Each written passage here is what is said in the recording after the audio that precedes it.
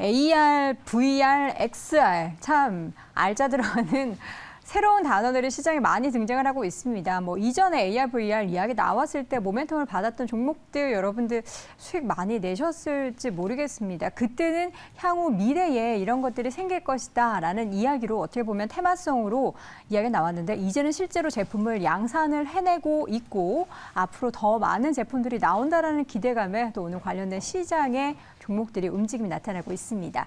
오늘 그래서 어떤 종목을 봐야 할지 정말 이제는 실체가 드러난 건지 그 여부를 확인해 보도록 하겠습니다. 오늘 이 시간 헤르메스 스탁의 하창원 본부장 함께합니다. 본부장님 어서 오세요. 네, 안녕하십니까. 네, 반갑습니다.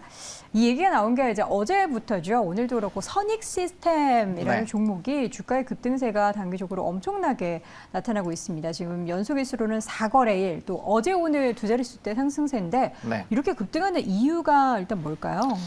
기대감이죠. 사실 이제 이 애플의 XR 기기가 출시가 된다고 이제 기대감이 형성이 되었었다가 네. 그때 한번 또 이제 개발자 회의에서 연기가 되면서 관련된 종목군들의 좀 시세가 많이 좀 떨어졌었는데 네. 이제는 뭐 이제 애플뿐만 아니라 기타 기업들에서도 이제 XR이나 AR 관련된 이런 출시가 좀 기대가 되다 보니까 그러면 이제 메타버스 관련된 종목군들 중에서 이제 하드웨어 쪽을 봐야지라는 이제 이슈가 불거지면서 네. 사실 이제 그 부분에서 좀 주가가 슈팅이 나왔다라고 보시면 좋을 것 같습니다. 사실 이전부터도 이런 하드웨어 쪽으로 왔을 때 뭐 선익 시스템은 항상 급등이 나오는 종목 중에 하나였거든요. 네. 그래서 그 부분에서 좀 수급의 쏠림이 나오고 있다라고 보시면 좋을 것 같고 네. 특히나 이제 이 종목 같은 경우는 소형 OLED 증착기 부분에서는 이제 전 세계 MS가 1위거든요. 시장 점유율이 워낙 높은 기업이고 실적적인 부분에서도 좀 유의미한 반등들이 나오고 있는 상황에서 주가의 위치 에너지는 사실 이전에 이 메타버스 관련된 기대감들이 형성이 됐었던 첫 번째 파동 밑바닥까지 좀 내려왔었던 부분이거든요. 그리고 해당 가격 라인대에서는 뭐 이전에도 더 시세가 분출된 다음에도 좀 조정이 나왔을 때 버텨줬었던 구간이다 보니까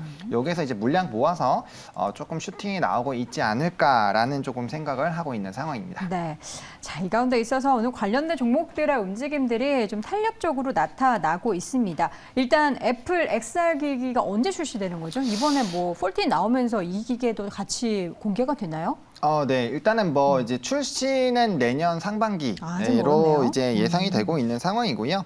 그다음에 이제 뭐 XR 기기 양산 시기 같은 경우는 11월로 좀 예측이 되고 있는 상황입니다. 그래서 양산을 하고 출시하는 데까지는 약간의 좀 시간이 있다라고 보시면 좋을 것 같고 그 이전에 이제 메타 쪽에서 10월에 XR 기기 메타 퀘스트 프로를 좀 출시를 할 예정이거든요. 거기에다가 뭐 삼성전자에서도 23년 하반기부터 이제 좀 출시를 하는 부분으로 좀 방향성을 또 잡아놓은 부분들이 있다 보니까 좀 전 세계적으로 굉장히 굵직한 기업들의 발표들이 연이어져 있는 상황이고 이렇게 대기업들이 진입을 한다라는 거는 뭐 결과적으로 산업의 이런 성장 캐파가 굉장히 좀 크게 나올 수 있다라는 부분들 그리고 본격적으로 기기가 나오기 시작을 하면 뭐 이때까지 뭐 제페토나 이런 부분으로만 좀 활용이 됐었던 메타버스 공간이 이제 굉장히 좀 확대가 될 수 있거든요. 그래서 레디 플레이드 원 이 영화 그 메타버스 영화 좀 유명한 영화 있는데 아직 저는 못 봤어요. 네, 그 좀 몇 년 된 영화입니다. 네. 근데 이제 그 안경 쓰고 실질적으로 막 이렇게 플레이하고 뭐 달리면 그 안에서도 이제 뭐 러닝머신에서 달리고 이런 것들이 있었는데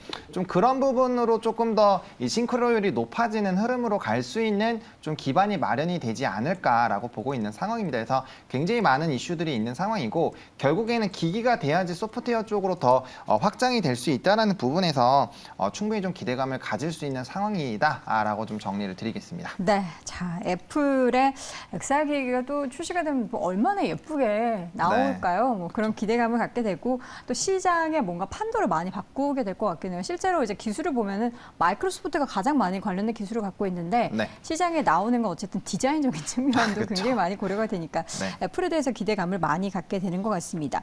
이 뭐라고 읽어야 되는 거예요? 올레드 온 실리콘. 네, 올레도스. 올레도스. 네, 올레도스로. 새로운 용어들이 나올 때마다 참 많이 헷갈립니다. 그런 네. 관련된 올레도스 관련주를 지금 주목해야 되는 겁니까?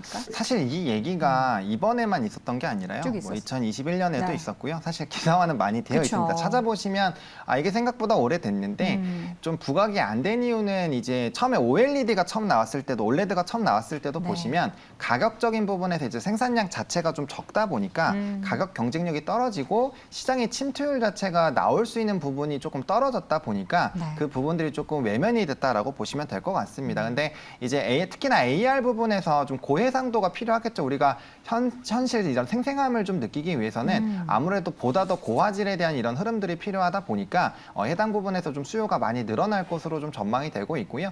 특히나 이제 이 부분을 활용을 하게 되면 소형 기기에도 조금 탑재가 더 유연하게 가능하다라는 부분이 좀 강조가 되고 있습니다. 아무래도 우리가 뭐 안경을 쓴다거나 이제 그런 부분으로 좀 활용을 하기 위해서는 결국에 소형화가 또 돼야 되는데 그 부분에서 또 독보적인 지위를 가질 수 있다라는 시장에 이런 시각들이 있다 보니까 네. 해당 부분에서는 좀 기대감이 많이 커지고 있다라고 보시면 좋을 것 같고요. 뭐 대표적으로 우리나라에서는 이제 디스플레이 기업들이죠. 뭐 LG 디스플레이나 삼성 디스플레이 쪽으로 좀 일단 방향성을 잡고 접근하시는 것이 맞지 않을까라고 보고 있는데 네. 또 디스플레이 업계가 또 LCD 관련된 부분에서 좀 사실 경쟁력이 많이 떨어지고 있는 상황이고 뭐 TV라든지 이런 가전기기 수요가 좀 둔화가 되다 보니까 해당 부분에서는 지금 펀더멘탈적인 매력은 조금 떨어지고 있는 상황이거든요. 네. 그래서 이런 부분들을 좀 체크를 해보실 필요가 있고 결과적으로 이 산업이 얼마나 커지느냐에 따라서 한 번에 이제 좀 강력한 펀치 부분으로는 좀 작용할 수 있는 요인이니까 일단은 머릿속에는 담아두자라고 좀 정리를 드리겠습니다. 네, 올레도스. 참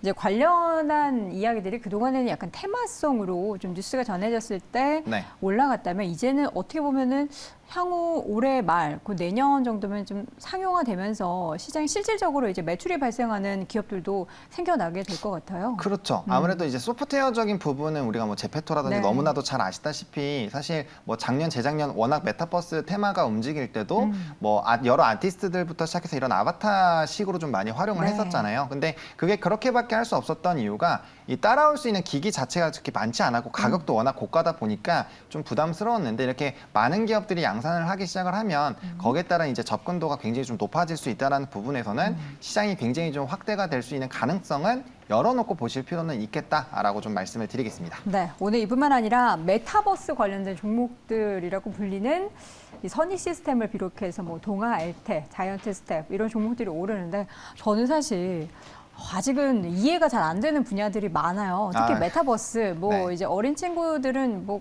그 가상의 공간에서 뭘 되게 많이 하더라고요. 우리 본부장님은 어떻게 좀 경험해 보셨나요?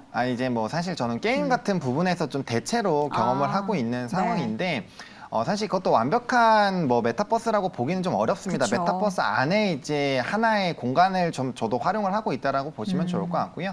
이 메타버스라는 개념 자체가 또 다른 세계관을 만드는 거다 보니까 우리 실생활에 있는 모든 것들이 다 달라질 수 있다라는 관점으로 보시는 게 맞지 않을까라고 보고 있습니다. 네. 다만 우리 아직까지는 그거에 대해서 명확하게 뭐 영화처럼 현실화되는 부분들이 좀 떨어지다 보니까 거기에 따른 좀 시간은 필요하지 않을까.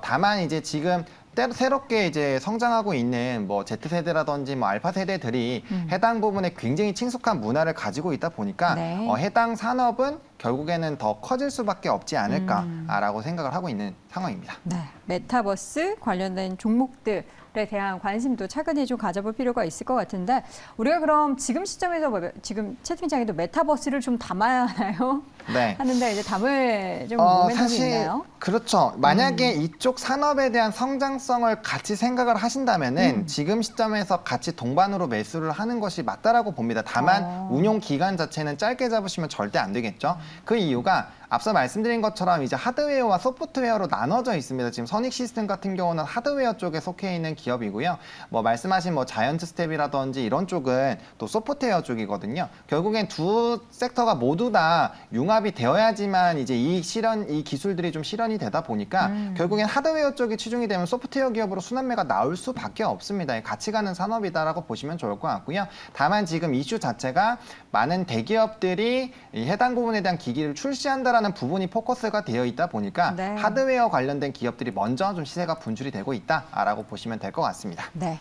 자, 그렇다면 이제 종목에 대한 이야기를 나눠야 될 텐데 오늘 두 종목을 탑픽으로 보도록 하겠습니다. 첫 번째로는 LG노텍. 네. 저는 이제 지금쯤이면은 이제 LG노텍이 갈 때가 되지 않았나 그런 생각 많이 들었는데 오늘 여러 가지 이야기들 많이 나오고 있어요. 네, 뭐 사실 워낙 성장성 부분에서 좀 뒷받침이 되어주고 있는 기업이고 네. 뭐 펀더멘털 자체가 뛰어나다 보니까 사실 수급이 조금 부족하더라도 가격의 위치 에너지가 유지가 되고 있다라는 부분은 좀 상당 부분 긍정적이다라고 보실 수가 있고요. 워낙 애플량 매출이 높아지고 있고 사실 뭐 경쟁사들의 그런 이벤트가 있다 보니까 점유율도 확대가 된 부분들 그리고 카메라 모듈에 대한 이런 수요도들 그리고 앞으로 좀 고부가 산업으로 넘어가는 부분들 거기에 따른 제품 믹스에 따른 수익성 개선 뭐 긍정적인 요인들이 너무나도 많은 상황입니다. 그리고 뭐 애플량에서 또 기기 나오면 LG노텍도 관련된 부분에서 또 수혜가 나올 수 있는 가능성은 충분히 있다 보니까 그런 부분에서도 충분히 좀 긍정적인 흐름들이 유지가 되고 있다. 그리고 주가가 박스권을 워낙 오래 움직이고 있는데 보통 이런 종목군들이 박스권 하단만 이탈이 안 되면은 물량 모아서 이제 다시 한번 좀 강력한 이제 전고점 돌파해주면서 신고가 흐름으로 가는 경우가 워낙 많이 있거든요. 그래서